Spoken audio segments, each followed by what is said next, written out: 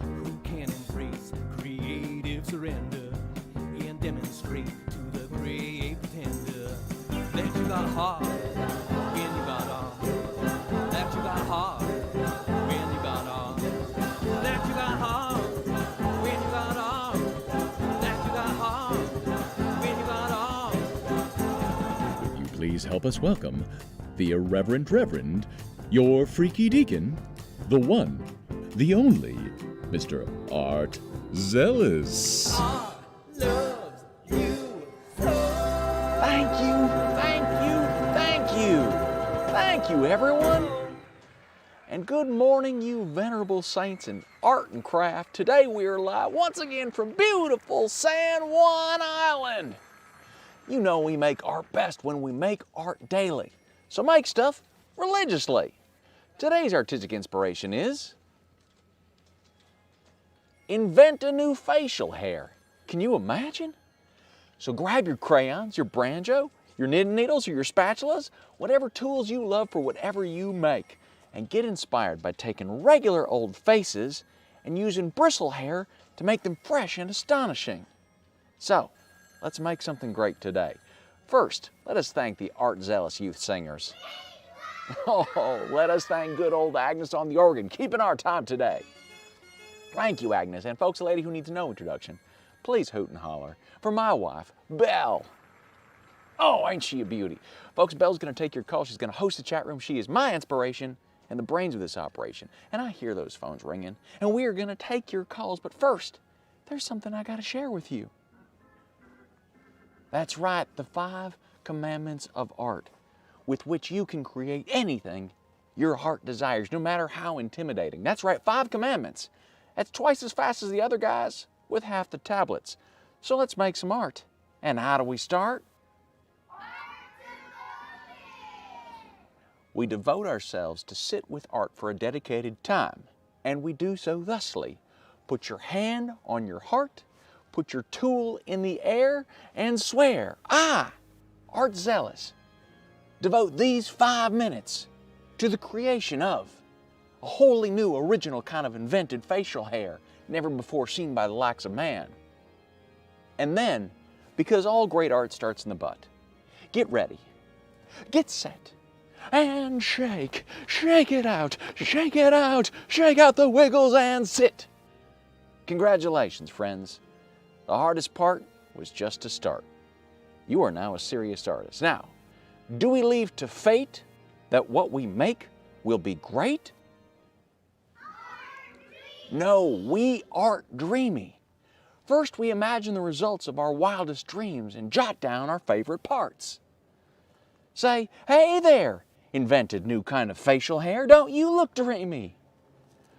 Sure do like your provocative imperative. That's right. There's no need to have a new kind of facial hair if an old one would do. No, you were there to start a discussion with your hair on your face.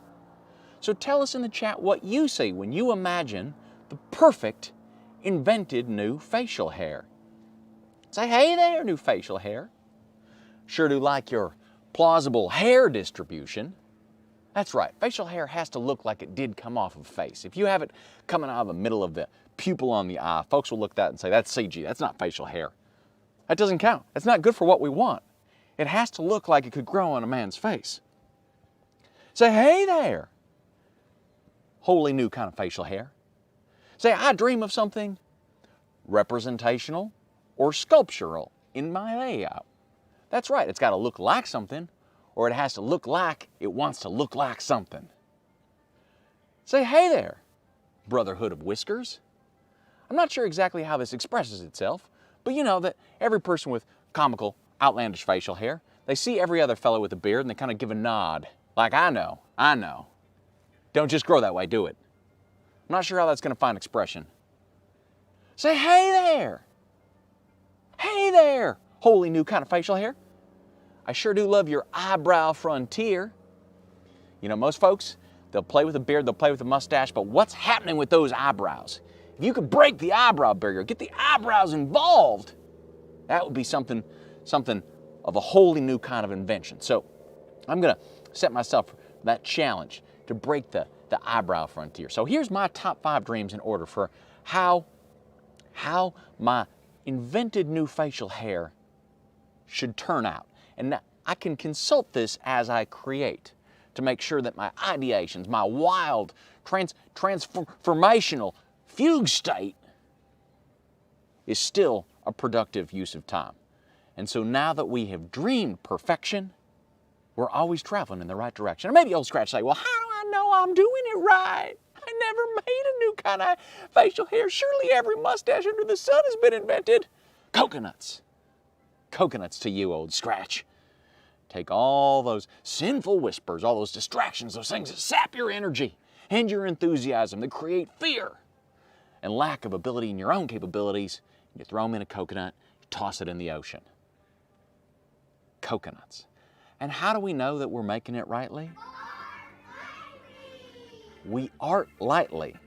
We learn what we're doing only by doing. So whatever art you're making, be it song or sculpture or strawberry souffle, rough out your first ideas quickly and lightly. And now let us take 5 minutes to meet the unfamiliar with a playful boldness. And I begin here only with a pen and only with a sheet of paper. There are none, my friends, in this world who truly lack the tool to make art. And we're going to start out here just by making just a regular old head. Basic head, just like every head on earth, has 2 black dots and a horizontal line. Be that the Mona Lisa or your Kathy's Ireland. Yeah. They all got their black dots and their horizontal lines. So we'll start with that because the head is the canvas for the facial hair, ain't it? Ain't it? It's a canvas. Okay, and let's get that. Okay. So now I want this to be sculptural or representational here. So what is it I intend to represent here? And I got an idea that's brewing, and you can see here how it's getting all built out. Now I call this concept the interrobang. So that's the named after the punctuation that has a question mark and an exclamation point. It's sort of the WTF punctuation. So I got that cooking in here, and I'm going to try to rebuild that with just the hair on the face. And I'm arting lightly here. I got about 3 minutes left. So, is that going to be fruitful? No, that's putting that over. Okay, yeah, let's go back to the idea of, there we go. Because although I do like that little dot at the bottom of the question mark, I don't feel like that is within our rubric of standard facial hair distribution. I think if it requires any kind of wiring apparatus or armature to connect a piece of the facial hair, that it sort of ruins the creative limitation of keep it on the face, right? Because you can do anything with Photoshop, but you can't do anything with mustaches. So I think that's the thing that distinguishes a truly original facial hair from a whimsical face caterpillar. Okay, got 2 minutes remaining here. I'm sort of filling in the hair up top, but I don't think that's going to end up being fruitful here. And the mustache connects to the face. You got to be real careful with those push broom mustaches. There's almost no time you can use them well, not even in conjunction with other pieces of facial hair. So let's look at filling that out a little bit there. Now this is just a regular old pen, just going fast, hitting it lightly. What else? Oh, Broke my connection. Broke my connection. That's all right. That's all right, folks. That's okay. Well, congratulations. Because now we got a tiny little baby work of art. And every work of art ever made was started from scratch, just like yours. Because in the imagination, there is ideas uncountable. And they are glorious, but the one thing they ain't is real. But ideas without action, there can be no manifestation, no communication, no result, and no reward. But what you got there, you can hang that on a fridge. And you say, well, Zell, this is only doodles, coconuts to that. Art is an iterative process. And we ain't got to make it perfect if we can always make it better. So let's take a look at where my little doodle might go if I spent a whole hour on it. So I took a snap of this on my phone, brought it into my computer, set a little hour timer, and this is where that went. There we go. So I took it in, snap it. First thing I want to do is render the head. Fill out that mustache a little bit better. And the computer, it's got a special hairy brush. So that's nice. Makes whatever I paint nice and furballish. Okay, well actually I don't want that eyebrow there, I decided. So I took it out. Here we go. Here we go. Yeah, it starts to fill out real nice, don't it? Okay. And I give myself a little bit more distinguished facial hair, feature here. I had meant for the background here to be innocuous, but I end up thinking that this gentleman looks like Dr. Manhattan, which is not an innocuous choice. But we get those pieces in here, don't we? We get those pieces in here, and I give myself a little numerical rating for each of these things. Do a little highlights, do a little shadow there. There we go. There we go. And, as Leonardo da Vinci said, a work of art is never finished, only abandoned. And done is better than perfect if perfect ain't done. Is everything I dreamed represented in the genuine article that you just saw before you? Well, please allow me to present this work for your critical evaluation. Okay, provocative imperative. Does this provoke? Absolutely, no question. It is provocative, it is high contrast. Nobody would see this without taking a second look, no question. So I give myself a 5 there, 5 out of 5.